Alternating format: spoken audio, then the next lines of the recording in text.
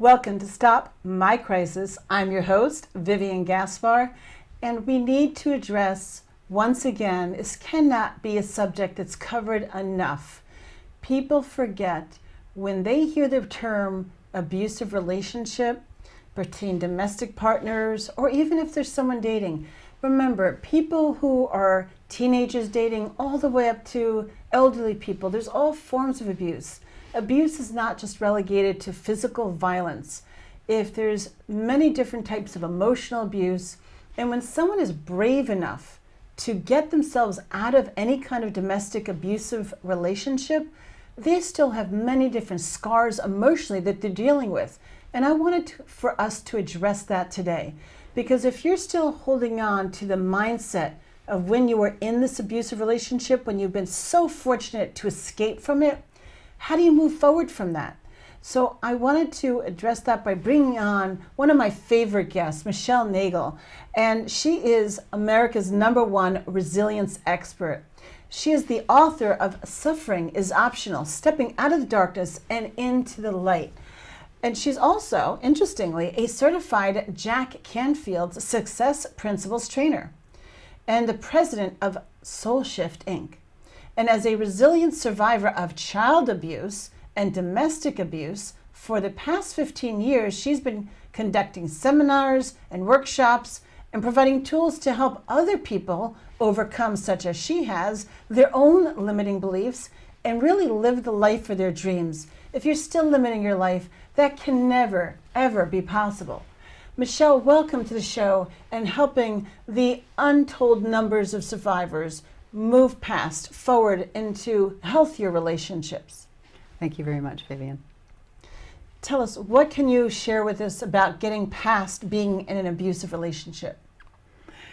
An abusive relationship can just linger with you for your entire lifetime if you don't deal with the emotions that have been trapped inside your body. You will find that you're drawn to the same kind of people if you don't shift your thinking and shift the way that you look at the world.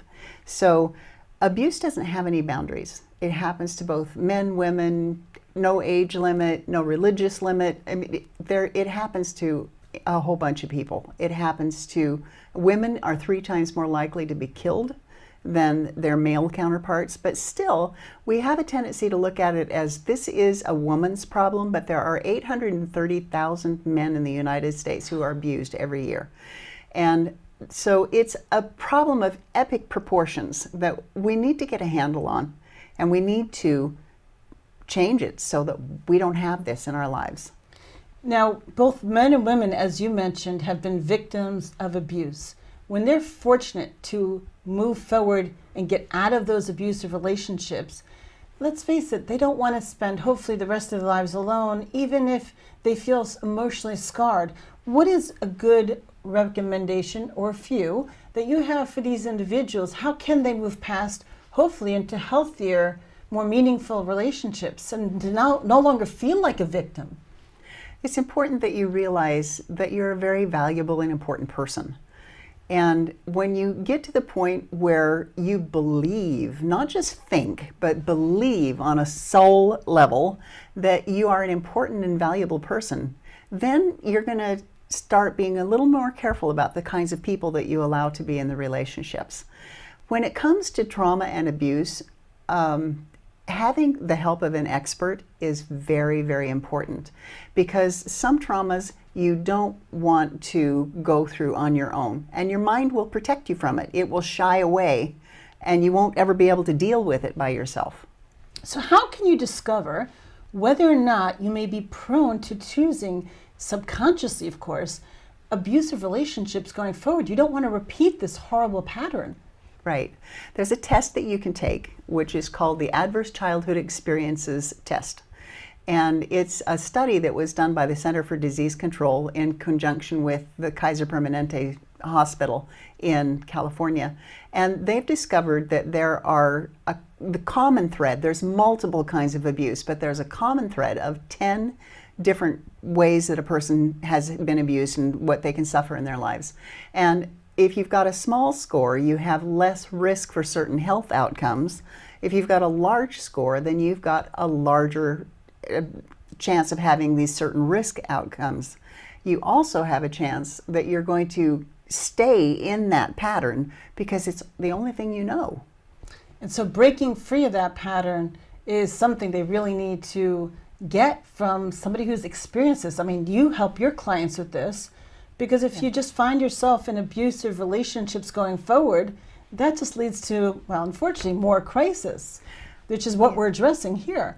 I found that before I received the help myself, I found that I kept getting in the same kinds of relationships because it's what I was used to. And that's what we do, is if you're raised in an abusive situation, that's normal to you. So you keep looking for normal.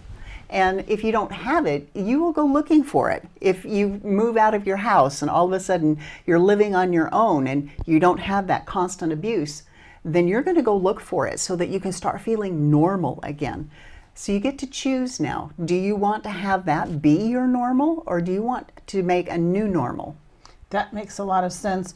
Can you share with us just one or two quick examples of some ways to heal yourself after an abusive relationship? It's important that you take time out. Take 3 months or more off. Don't go from serial relationships, one to the next to the next. Just take some time off and try to figure out who you are. What do you like? What kind of things make you feel good, all on your own? And then when you get so that you're comfortable with yourself, then maybe you can start letting somebody else in. Also, talk about your experience. Don't downplay it. Don't ever say that it's your fault. Abuse is never your fault. And you don't minimalize it. You don't say, yeah, it wasn't that bad, because if it happened once, it was that bad. And also ask for help. There's no shame in asking for help. It's a sign of strength. Being strong to continue, especially if you have your children to continue for and improve it so they're not subjected to it, even if they're just watching you go through it. Thank you, Michelle, for coming on and helping us understand how to improve our lives going forward if we're strong enough to escape those situations. And remember, abuse is a lot more common than we'd like it to believe it is.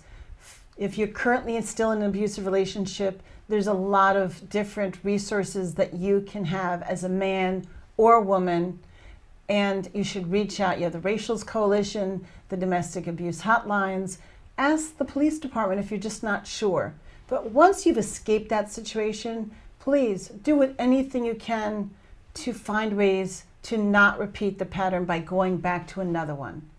That's all for today. Remember, don't let this past crisis make it your next one. Be crisis-free and manage your life with more happiness, joy, and freedom.